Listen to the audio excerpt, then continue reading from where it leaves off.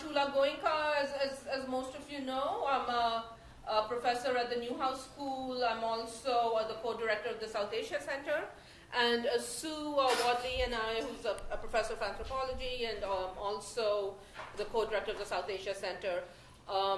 2 years ago, we went to Madhubani in December 2011. We spent about a week there and then a few days in Delhi. And we have extensively done interviews with many different artists. Actually, all 6 of the ones that were mentioned in David Zanton's paper. But I've only been able to edit 5 of those artists into little short clips, which you will see. And it's really, I was planning to do another edit of exclusively for the screening, but it did not happen because I was cooking that dinner. That was, so I'm just going to get it started, and we'll turn the lights off.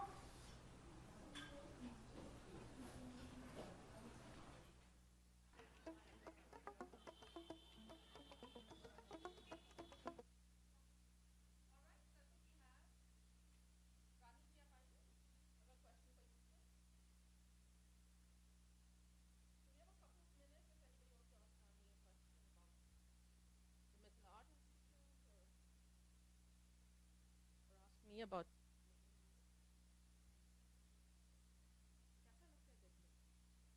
अच्छा लगता है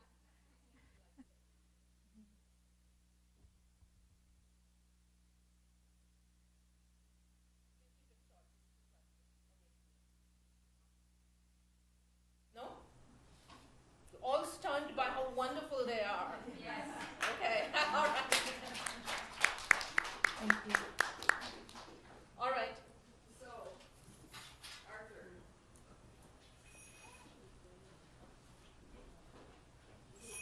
I think some people.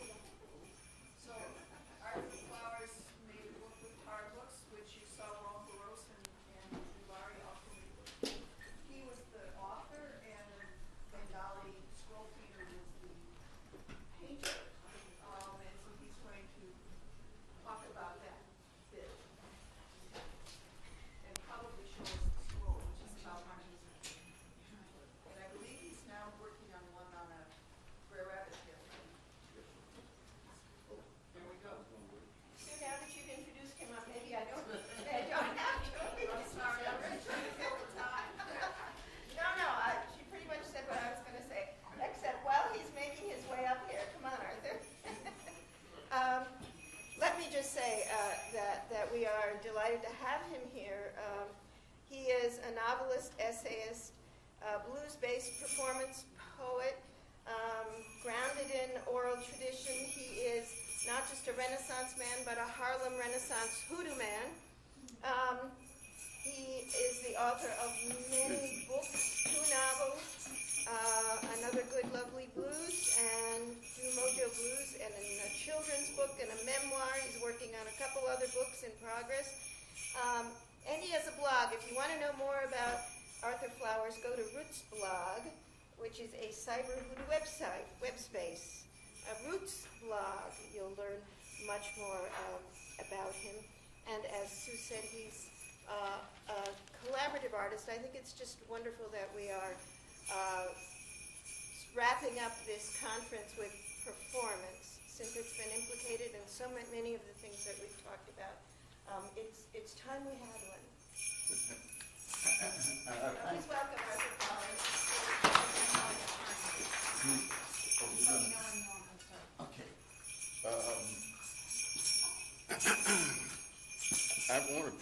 I appreciate Sue asking me to be part of this. It's been rather humbling seeing all these artists, and that was a beautiful film. It really deserved question and answer session.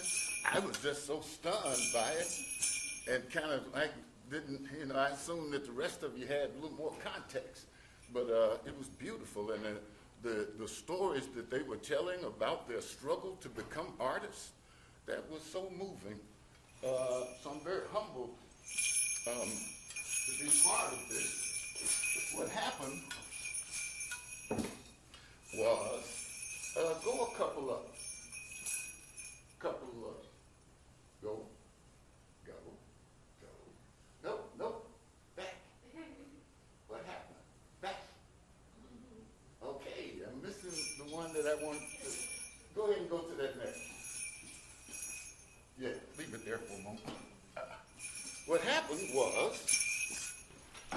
that I was in India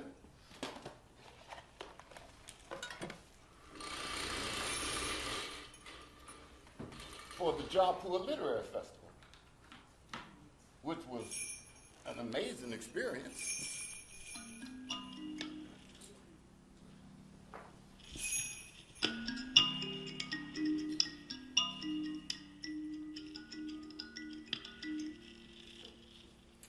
Which was an amazing experience.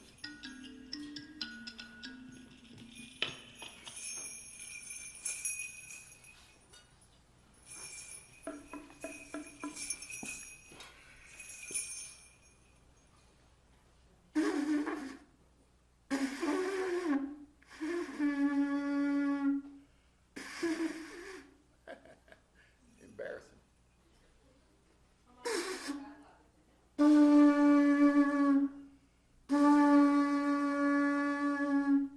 Lord, let me open this gate.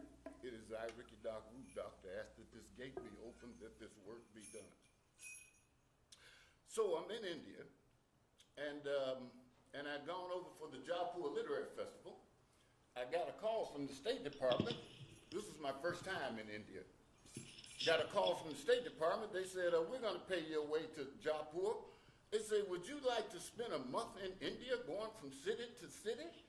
We're going to put you up in 5-star hotels, give you a State Department minder, and pay you $300 a day. I said, let me think about it. They said, what? I said, yes, I thought about it. I'm in. So I went. And I do performance work, as you'll see this evening. So I'm doing my performances at the Jaipur Festival. I'm performing all over India. And everywhere I went, folk really responded enthusiastically to my work. I wanted to show you, there's a painting, but I hope we'll get to it later. So wherever I went, folk responded very enthusiastically. They'd be like, oh, the conch horn. We do the conch horn. And the bells, because you know, usually I'm up and... But I'm not going to do that today. Because, you know, I'm older. So these days, I figure, you know, more gravitas. I just sit here and talk. But so I'm dancing and prancing. They said, oh, you know, the little ankle bells, that comes from out. And it did. I got it from the South Africans who got it from the Indians who came to South Africa. Then the miners would use it to make sure that there were no snakes, or the snakes knew they were coming. So I'm rolling around India and I'm doing my performances. Folk responded to the spirit. Basically, when I do performance, I call myself doing hoodoo ritual. Folks sometimes hear the word hoodoo and they think in slavery time hoodoo. Spells, hells, and black cat bones, but hoodoo has evolved. And my audiences in India responded to the spiritual quality in my work in a way that was just sobering. It was just so amazing in a way that the West had never done. And I know that feels kind of cliche. But after a while, folks started treating me like I was some kind of literary guru. It was just the most amazing thing. I'd walk down the street, people would touch my feet. And I'm a Democrat, right? I'd touch theirs back. And my little State Department people would be like, Arthur, just chill out, you know.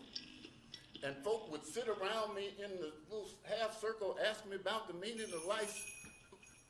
It was really amazing. And okay, so after one performance, after, you know, the Jaipur thing, Gita Wolf approached me. She said, would you like to do a collaborative graphic novel with an Indian patua artist on the life of Martin Luther King? I said, yes. What's a patua artist?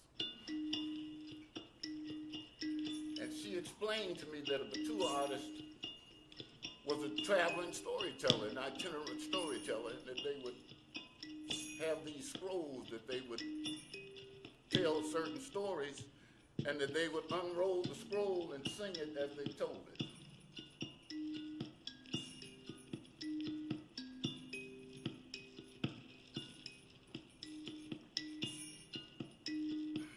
I said yes, we got started.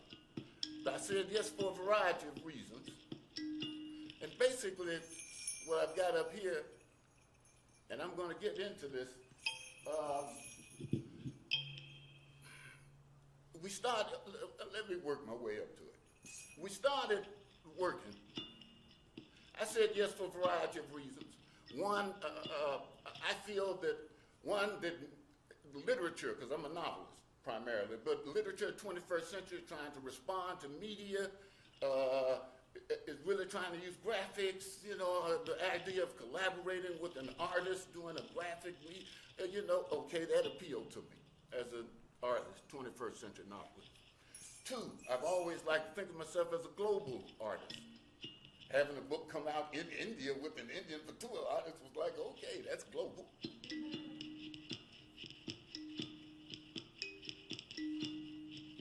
And then it was on the life of Martin Luther King. I'm from Memphis, Tennessee. I was there the night Martin Luther King said, we've got some difficult days ahead, but I ain't worried about that now. I'm not fearing any man. I just want to do God's will.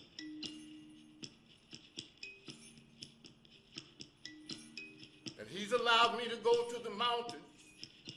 I've looked over and I've seen the promised land.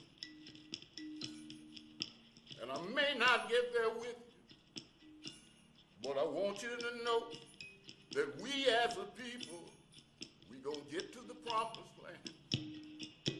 Martin Luther King meant a lot to me. And I'd always wanted to have a hand in playing with that myth, working with the myth work of Martin Luther King. So I was very tickled with the idea. And if you've met Gita Wolf, you know she's very persuasive. Very good people. That's my girl. So she showed me some works by Manu. Am I pronouncing his name right? Manu, more or less. And she was saying, you know, Manu's never been out of his village. He never heard of Martin Luther King or the Civil Rights Movement. And the first, let's go. Well, basically what's happening here, okay, we worked out, and I'm going to tell you about the process, but then when I got the text, I was all through the text. This is me sitting there being surrounded by the half circle of people asking me about the meaning of life. That's me performing. I'm all through the text. I was like, whoa, I like that. And I like the idea of an artist of Manu's quality. And I don't know how that happened because Manu never saw me perform. And then I said, okay, that was Gita and Tara Books doing a little, doing a little inside trickery. But Manu, go ahead and let it start rolling. So Manu and I started working. And basically, when I say Manu and I started working, that was me sending the work. They sent me first, they gave me some of Manu's works, some of his ideas of the Civil Rights Movement. They were not, hold it. Yeah, hold it on that one for a minute. I said, is this for children? Because they were very crude. And they explained to me that Manu knew nothing about Martin Luther King, They said we had to explain it to him in a way that he could feel it. So I wrote a text based on what they had already done, which had a lot of history that I probably would not have included, but I was very conscious of the fact that I was doing this for primarily an Indian artist and for, I mean, an Indian audience and a global audience at that. And so Manu and I started going back and forth. And in the process, Manu evolved. And I mean, his work became, it just became something special and amazing. And we had all kind of cultural glitches, you know, where we just didn't communicate culturally. Because Manu, and so he would come up with interpretation. Like I have this thing in my work that I call the hoodoo board of destiny. And that, you know, players play on the hoodoo board of destiny. One thing that I asked Gita early, once I realized what a Patua artist was, an itinerant storyteller, I said, well, can I do my Delta storytelling thing? Can I, like, do some things that I wanted to try in fiction that Western publishers just weren't letting me do? She said, Art, do your thing. You know, do your thing. And she shouldn't have told me that. Because I got loose. And I started doing all this Delta tall telling and talking about Martin Luther King as an instrument of the gods. And how the gods eventually take their payment when you've done the service. So I had all of these, basically I operated as a prophet of the hoodoo way. So I had all of these concepts that Western audiences would not have been able to interpret, but that Manu, as an artist, came up with the most interesting interpretations. This was his concept, this was his interpretation of the hoodoo board of destiny. This is what he came up with. I was like, okay, I can work with that. Go ahead.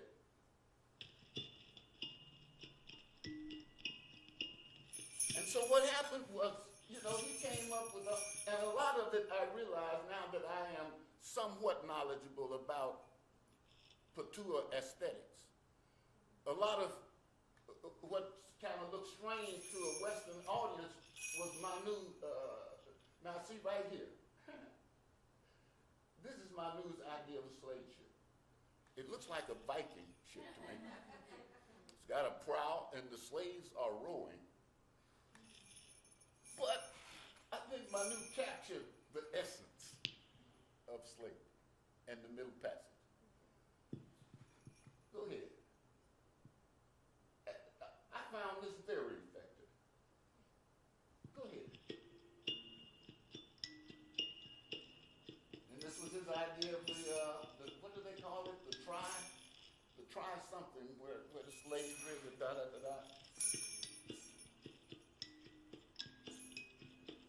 And I've since learned that all of the different skin colorations are part of the Patua aesthetic. And it's interesting, and it's so interesting, like slavery, he's got slavery, folk pulling the rickshaw with what I assume are Europeans, but they look kind of like, looks like some Chinese got in there or something. But that's the whole Patua thing, so, you know. And so, I mean, the color, and okay, now this one. What do you think that is? What train? It's the Underground Railroad. And Manu's idea of the Underground Railroad, he's even got a little mustache, Indian mustache. But like I said, Manu came up with things that were just so amazing. Go ahead and let it roll. Okay. There was a point where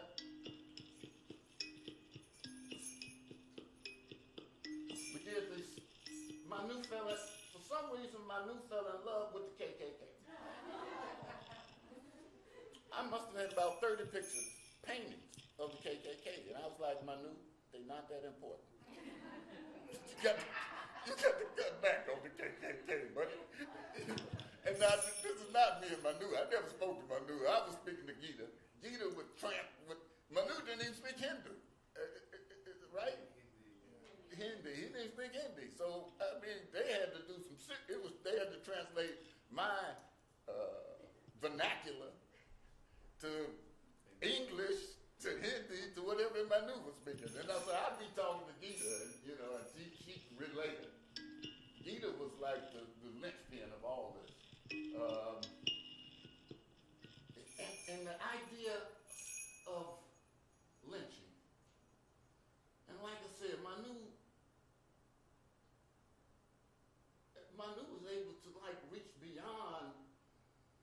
cultural boundaries, and the work that he did started speaking on a level that was truly global, that was truly did not need.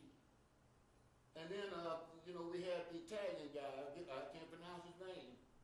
This is, of course, that's Rosa Parks being kicked off the bus, the Montgomery bus boycott, and that's Rosa in her sari.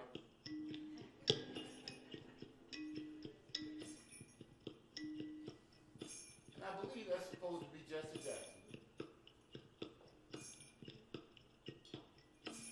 And I know that you already know the mission of Terra Press is basically, you can let it keep rolling, it's basically, let it roll till we get something that I feel like talking about.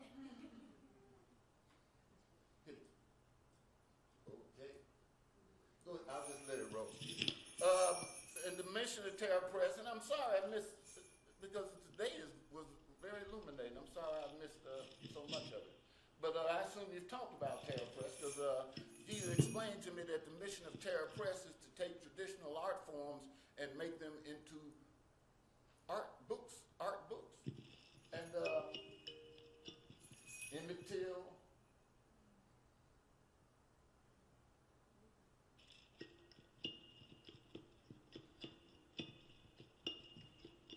and it's so interesting. Manu and I have never spoken, but we reached the point where we were like a little team. And see, that's me again. I love that. Well, not really. I don't even notice that really. Yeah.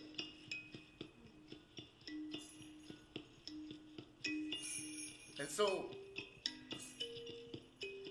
the piece grew over the period that we were working back, and you know, and I knew I was speaking, you know, to an Indian audience. So Martin Luther King was really, Gandhi was one of his major influences. So I tried to kind of reflect that in the text.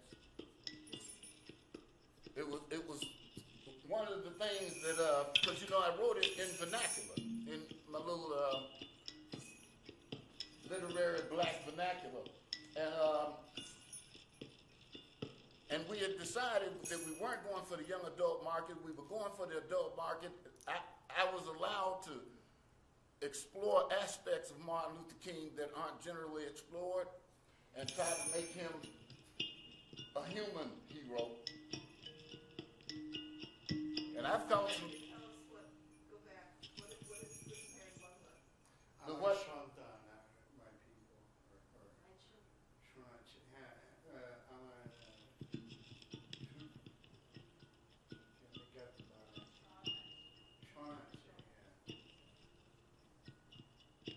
My people, and it's been interesting because some of the reviewers have been like, what is that language? All these Bengalis, come on, why don't you talk to them?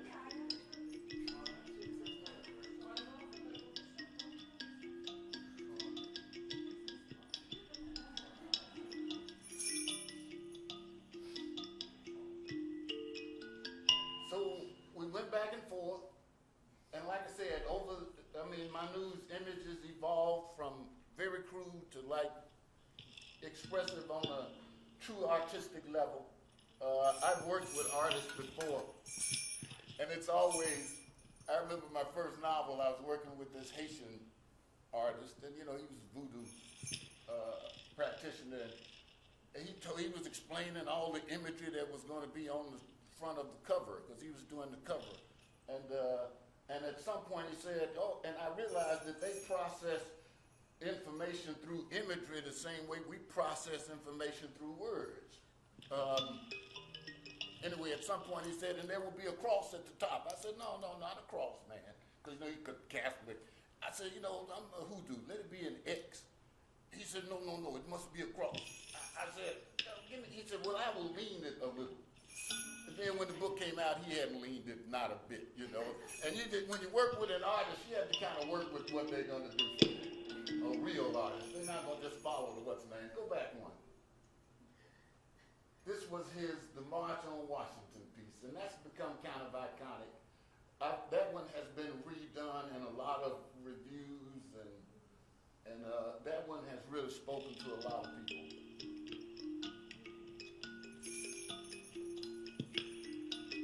And once again, you got those different colored things.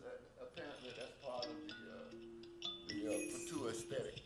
As is apparently, and I'm saying apparently because, you know, I'm not really knowledgeable. I've just kind of picked up a few things that I think I got. But like sometimes, like a couple times you have folk being lynched and they'd be smiling and be like, But apparently that was just part of it. Is it going forward? Can it go back? Go forward again?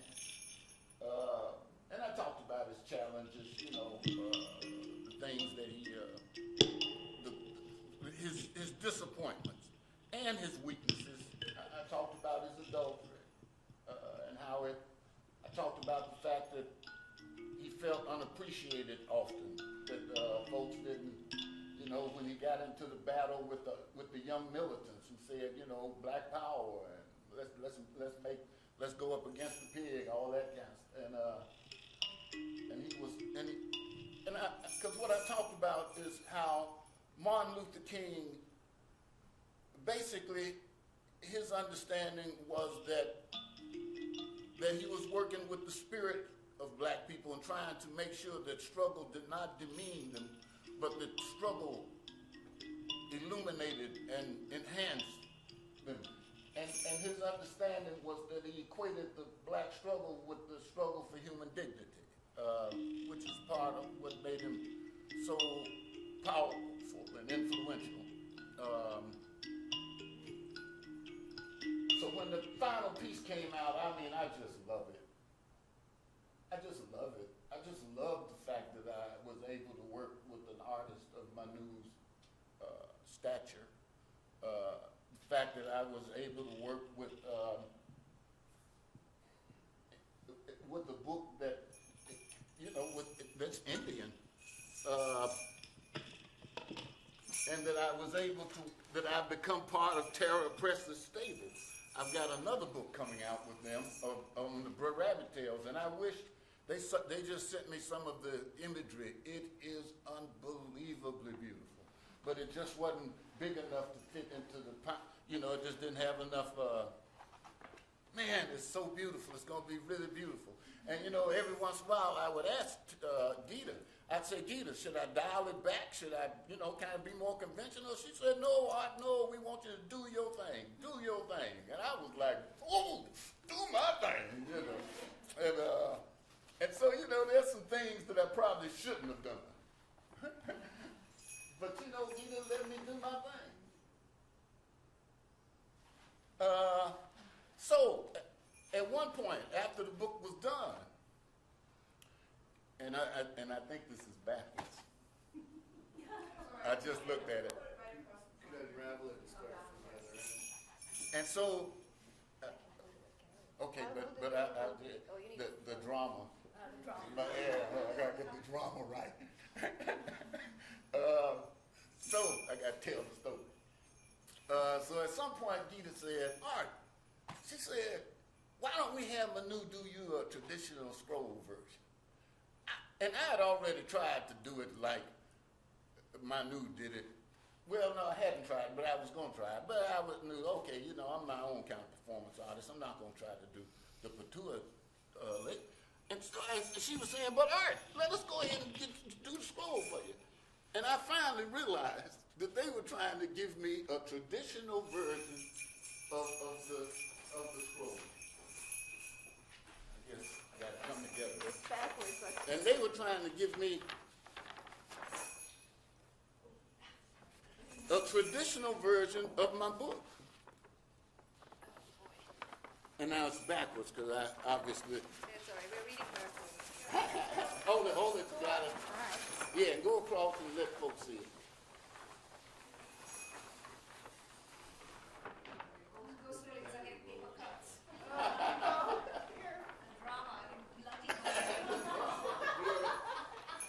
And so they sent me this. And yeah, the back is nice too. And so they sent me this, and so that when they sent them and I unraveled it,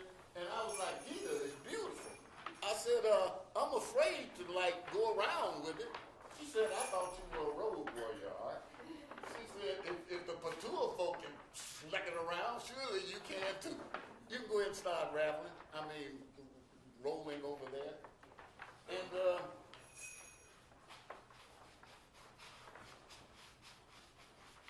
so now, so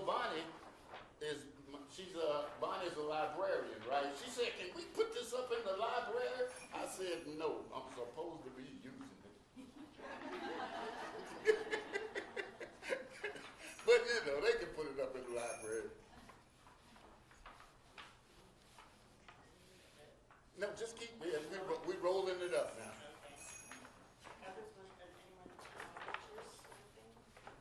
They taking pictures as they want to. We need to get this thing out of the way. Because I got part of my act still.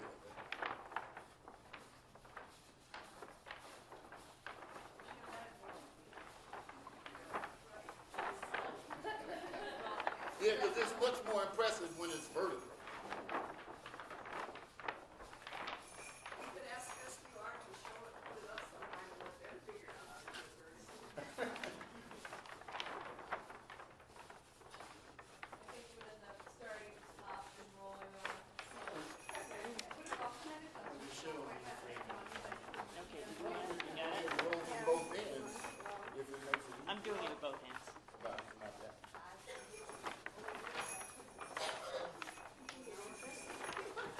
No, it's all right. I think it's gonna be not right now. Yeah, now you Ah, that's a good idea. Or just, you can just hold it up. You want me to do it? Yeah, thank you. Thanks very much. Oh, see, he's experienced. Yeah, he's experienced. That's the voice of experience. So, thank you very much. Yeah. So like I said, I've got one more piece coming out with Tara Press. A retelling of the Brer Rabbit tale. Gita asked me if I would do Brer Rabbit and the Tar Baby, which everybody knows, and which Gita. And I was like, I don't want to do Brer Rabbit and Tar Baby. Because that's not one of the, the Brer Rabbit tales were basically African American wisdom tales, the first corpus of stories coming out of African American culture. And I would tell you the history, but I'm not going to go all off into that just now. The guy who wrote them, George Chandler Harris, basically it was right after the Civil War, and he wanted to show that slavery was a good thing, that it was cool. So, he kind of twisted them up a little bit. I had long wanted to take them back, so to speak. So I sent Gita some other Brer Rabbit stories, and she came back to me. She said, "Look, do a book of them." And I wish I could show you the art that's coming out. It is so beautiful. It's a different artist. It's so beautiful.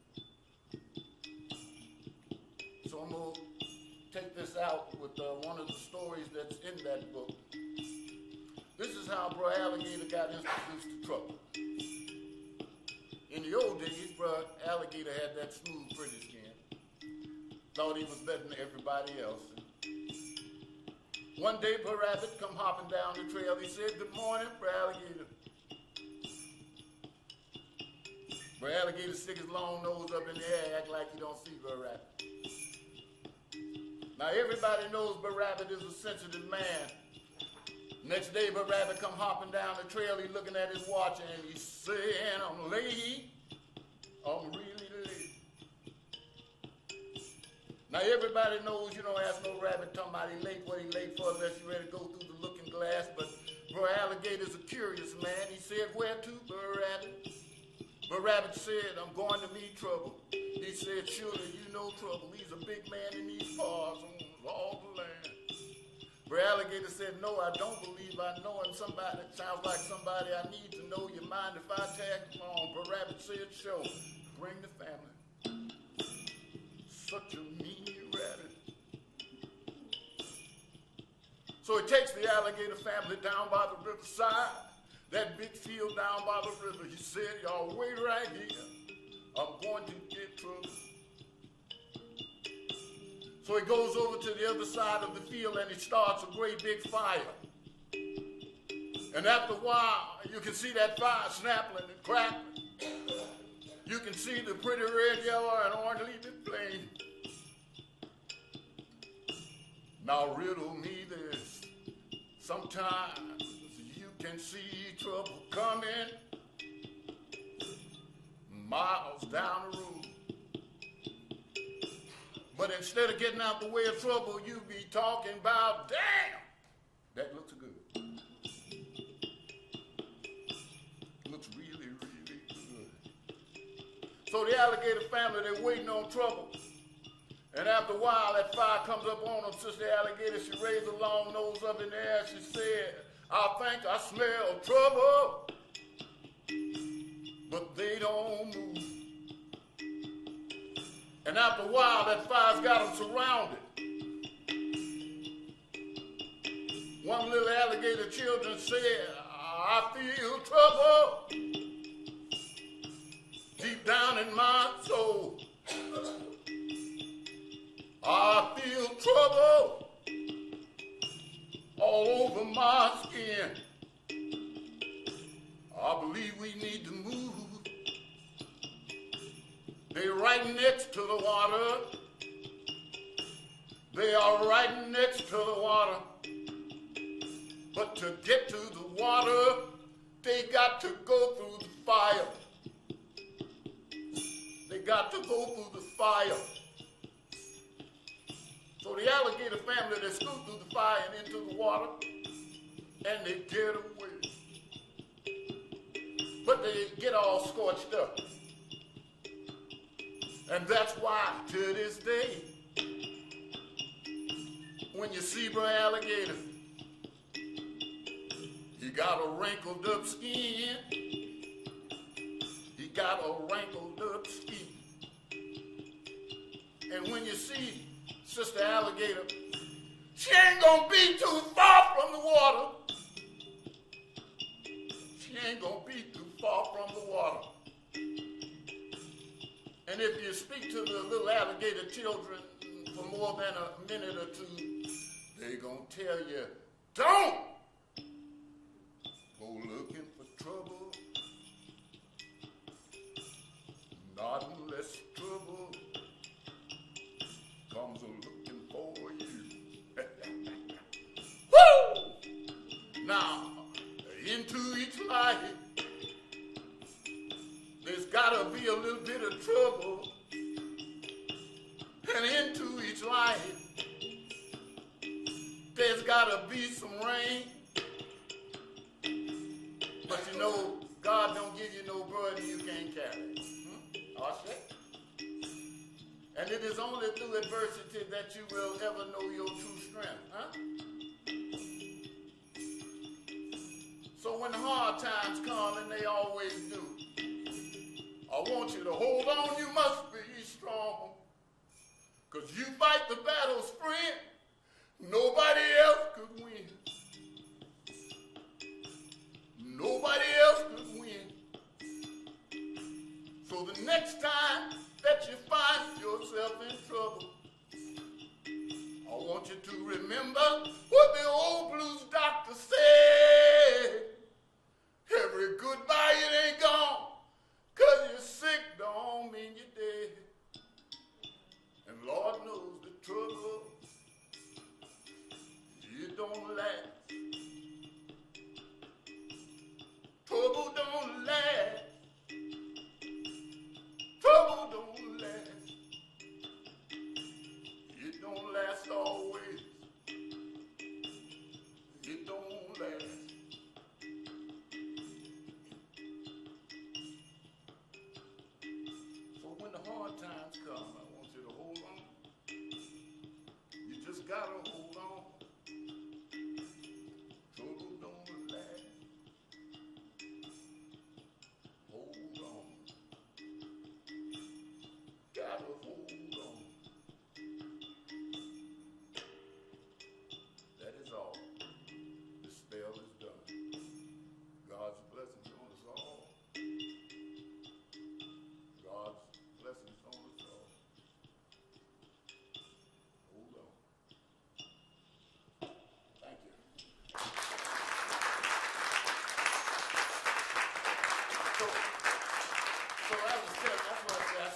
I got some better rabbits for you than the tar baby. But we did the tar baby too. Any questions? I just had a question for both of you, actually. Do you know how Manu got selected? I mean, how does Gita find out her artists?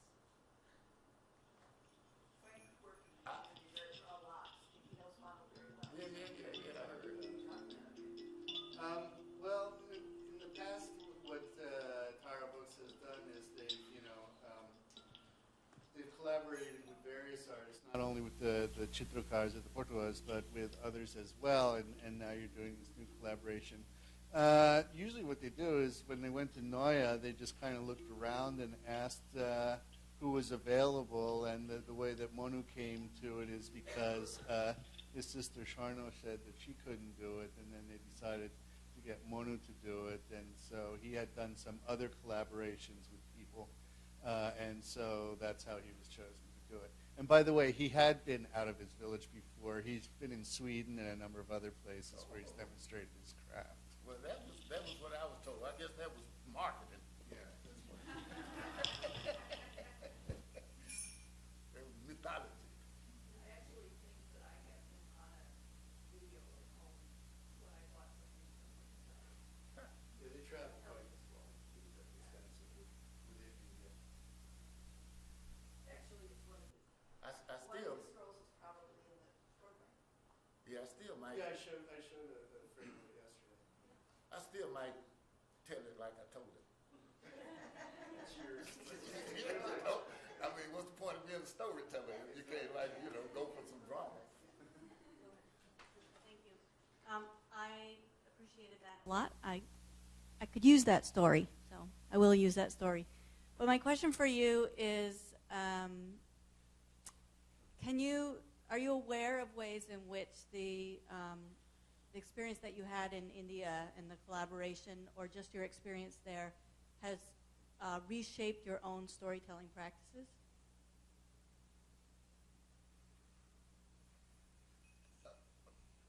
Not in the sense of the stories that I tell. That's an interesting question. That's an interesting question. Since my last two books have been with Tarot Press,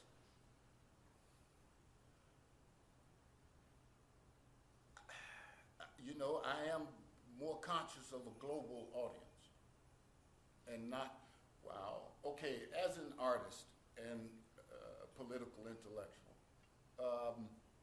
I was trained to be a voice of Black America.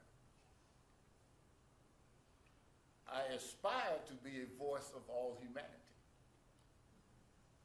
But if I just speak for all humanity, then Black America is kind of left drifting, excuse the lack of humility. But I can't not speak for African American culture. There was a big, the whole thing about the specificity or universality. But basically, you try to capture the human element so well that it speaks across cultures. But that's a standing tension for me. Am I speaking for African American culture? Am I speaking for all humanity? This is where I want to go. This is where I am. And so I no longer try to be either or, but try to draw my power from the tension of being both. With my tarot book efforts, I'm very consciously trying to be a global voice. Still African American, still using an African American culture, still using an African American literary voice, but trying to speak to the world. It's not a question but a comment. I just wanted to say, based on what you responded before, it's interesting how there's this kind of dialogical relationship between you and Monu, and you never even met. But Gita was kind of, your broker between the two of you. And so you've become kind of like, a character in his repertoire, and he's become kind of like a character in your repertoire. So you do have this kind of global, unseen connection, even though you've never actually really met. And I hope one day you can meet. And when you were telling me, because Gita told me that the struggle and he responded because of the untouchable thing too. That was, you know, he kind of. Yeah, yeah. And so, but he was telling me, that Martin Luther King has become one of the motifs because Manu did it so well and stuff. And then you were telling me that you went to see and you saw all of these pointed hoodie guys, and I was like, yeah, he fell in love with that Ku Klux Klan.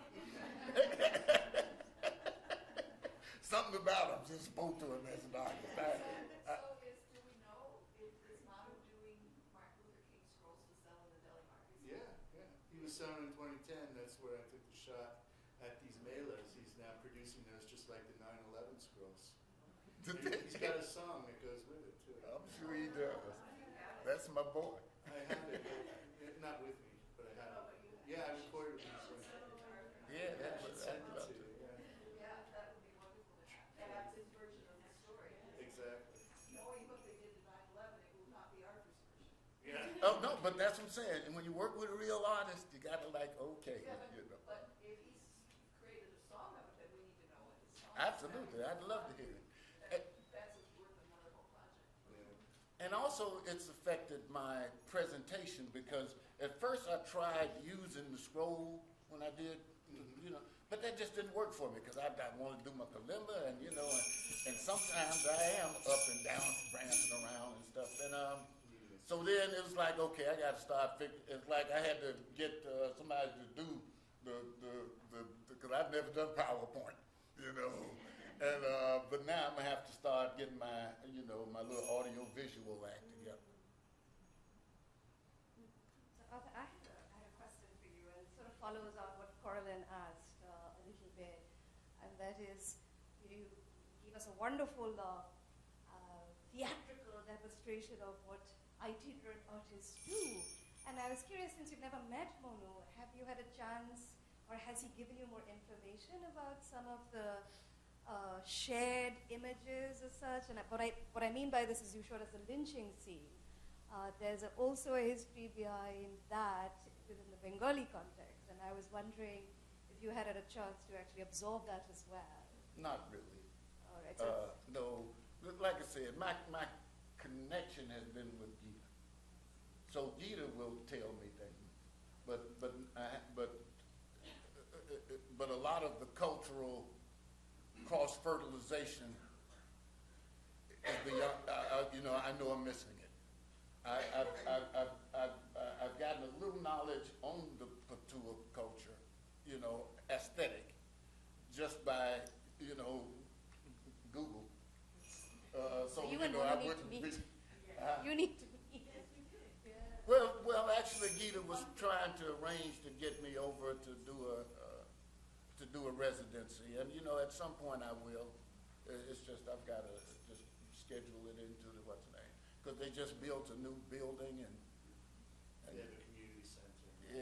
yeah, and she said there's an apartment right at the top, Art, that's waiting for you. Like, you know, so I'm gonna get over there. I'm trying to get the State Department to pay for it again. But no, I know not anything near what I would like to know.